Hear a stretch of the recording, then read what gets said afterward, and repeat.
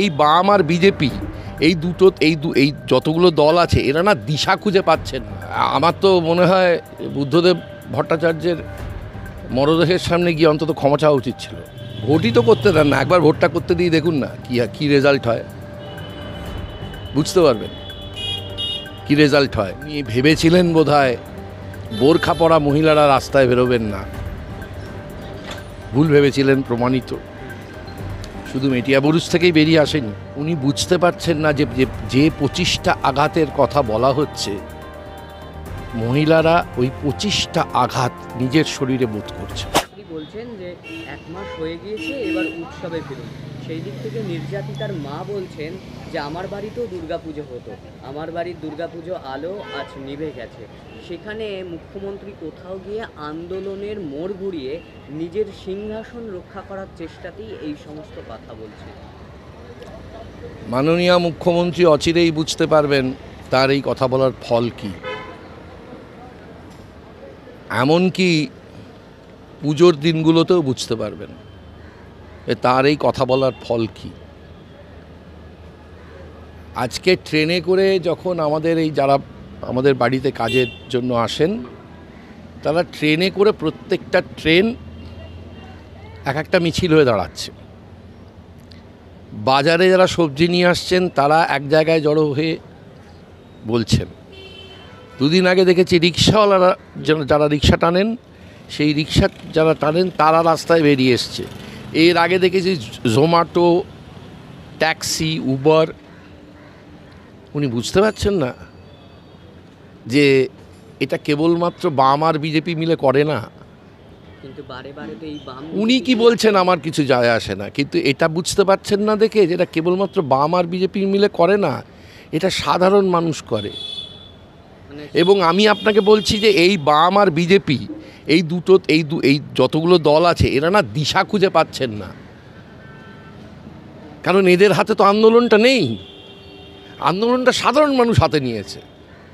আমি তো যে বললাম, আমার বৌদি, পাশের বাড়ির বৌদি, যিনি কোনো দিন কোনো রাজনীতি কোনো কিছুর মধ্যে থাকেন না, দরজা বন্ধ করে দেন সামনে মিটিং হলে, তিনিও আজকে বেরিয়ে এসছেন।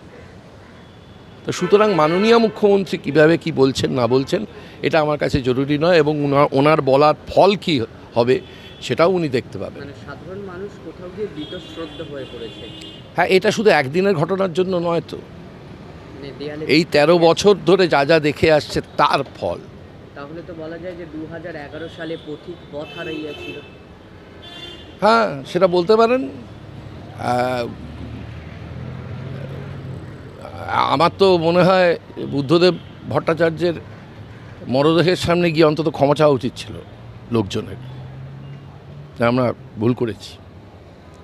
আপনাদের শিল্পী মহল থেকে বহু শিল্পীরা, অভিনেতা অভিনেত্রীরা যাদেরকে আমরা দেখি টিভির পর্দায় বা বিভিন্ন সমাজ মাধ্যমে, দেখা যাচ্ছে যে তারা পুরস্কার ফেরত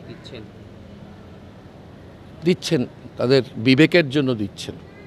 আমাকেও দেওয়া হয়েছিল টেলিসম্মান, আপনিও কি সেটা ফেরত দিয়েছেন? আমি ওই দিন সন্ধেবেলাতে দাঁড়িয়েই ঘোষণা করেছিলাম, চা বাগানে তখন অজস্র মানুষ মারা যাচ্ছেন, আর কাকদ্বীপে আরেকটি মেয়ে রেপ হয়েছে। আমি বলেছিলাম যে এই 1 লক্ষ টাকা যে আমাকে দেওয়া হয়েছে, যেটা নাকি আবার আমি যখন খুলে দেখলাম সেটা মানে সরকার তার যে কোনো ডিপার্টমেন্ট থেকে দিতে পারেন, তো হতে পারে না। সে আদিবাসী কল্যাণ সমিতির চেক, আদিবাসী কল্যাণের চেক, সেটা আমাকে 1 লক্ষ টাকা দেওয়া হলো। তো আমি সেটা ওই মানে এই সুদীপ্ত সেন যে চা বাগান নিয়েছিল, এবং ধরা পড়ার পরেই উনি উধাও হয়ে যান। 1200 শ্রমিকের অবস্থা অত্যন্ত খারাপ হয়ে পড়ে। আমি এবং সব্যসাচী চক্রবর্তী 40,000 টাকা দেন, ওই একই দিনে পেয়েছিলেন। উত্তরবঙ্গ সংবাদ তারা একটা ইনিশিয়েটিভ নিয়ে যে এই 1,40,000 টাকা আমাদের কাছে আছে, আপনারা আর কেউ দেবেন কি, শিলিগুড়ি, কুচবিহার, মালদা পর্যন্ত 9 লক্ষ টাকা ওঠে। সেই সব নিয়ে যাওয়া হয়েছিল এই 1200 পরিবার, 1200 লোক মানে তো 1200টা পরিবার, সেই 1200 পরিবারকে ত্রাণ দিতে, যেখানে বিজেপি, কংগ্রেস, সিপিএম, এমনকি ভগবানও যায় না, এমন একটা জায়গা ভুটান পাহাড়ের গায়ে। সেইটাকে অ্যাবান্ডন করে ফেলে দিয়ে সুদীপ্ত সেন পালিয়ে গেছে। তো আমার মনে হয়েছিল যে ওই দিনই দেব। আমার যদি তেমন অবস্থা থাকতো আমি এই মঞ্চ থেকেই দিতাম। আমাদের শেষ দুটি প্রশ্ন। আপনাদের শিল্পী মহলে যেখানে দেখা যাচ্ছে একজনরা পুরস্কার ফেরত দিচ্ছে বিবেকের জন্য, সেখানে অন্য শিল্পী অর্থাৎ কাঞ্চন মল্লিকের কথা যদি বলা যায়, তিনি আবার কটাক্ষ করছেন জুনিয়র চিকিৎসকদের, মানে প্রচ্ছন্ন হুমকি, তার জন্য ক্ষমা চাইছেন।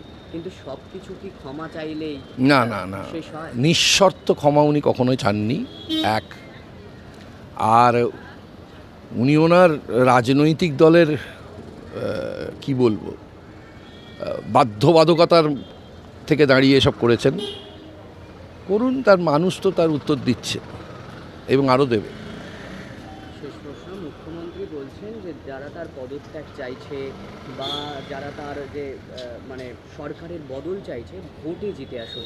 আপনার কথা ধরেই বলতে হয়, তার মানে কি তিনি নেগেটিভ ভোট করাতে পারেন বলেই এত? না, নেগেটিভ ভোট করাতে পারেন নাই।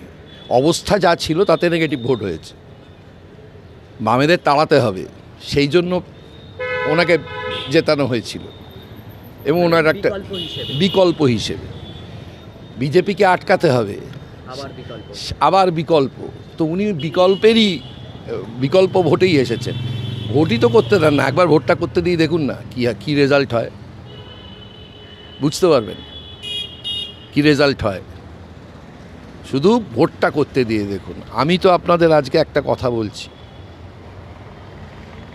আমি শহর এবং গাঁয়ের মহিলাদের, আমি শব্দটা গাঁয়ের বলেই বললাম, এই কুচবিহার থেকে কাকদ্বীপ পর্যন্ত এদের মহিলাদের যে চেহারা দেখলাম, এনারা 3% যদি ভোট না দেন ওনাকে, ওনার সরকার পড়ে যাবে। এবং এই আশঙ্কাটা ওনার মধ্যে কিন্তু সবচেয়ে বেশি। উনি ভেবেছিলেন বোধহয় বোরখা পরা মহিলারা রাস্তায় বেরোবেন না, ভুল ভেবেছিলেন, প্রমাণিত। শুধু মেটিয়াবুরুজ থেকেই বেরিয়ে আসেনি, সারা পশ্চিমবঙ্গে বেরিয়ে এসেছে। একটা জিনিস উনি ভুল করছেন, উনি বুঝতে পারছেন না যে 25টা আঘাতের কথা বলা হচ্ছে, মহিলারা ওই 25টা আঘাত নিজের শরীরে বোধ করছেন। এবং সেটা যত বোধ করছেন আর যত দেখতে পাচ্ছেন সেটাকে চাপা দেওয়ার চেষ্টা হচ্ছে, তত মহিলাদের এতদিন ক্ষোভ ছিল। উৎসবে ফেরত যেতে বলাতে ওটা কিন্তু আর ক্ষোভ নেই, এখন ক্রোধে পরিণত হচ্ছে।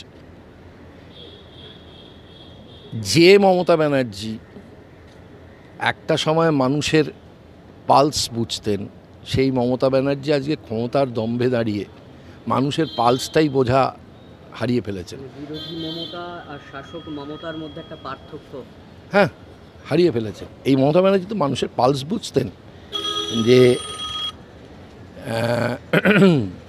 মানুষ এই মুহূর্তে কি চাইছে। সেই মমতা ব্যানার্জি তিনি আজকে শাসকের দম্ভে সেই পালস বোঝার ক্ষমতাটা হারিয়ে ফেলেছেন। এটা খুব দুঃখের, খুবই দুঃখের।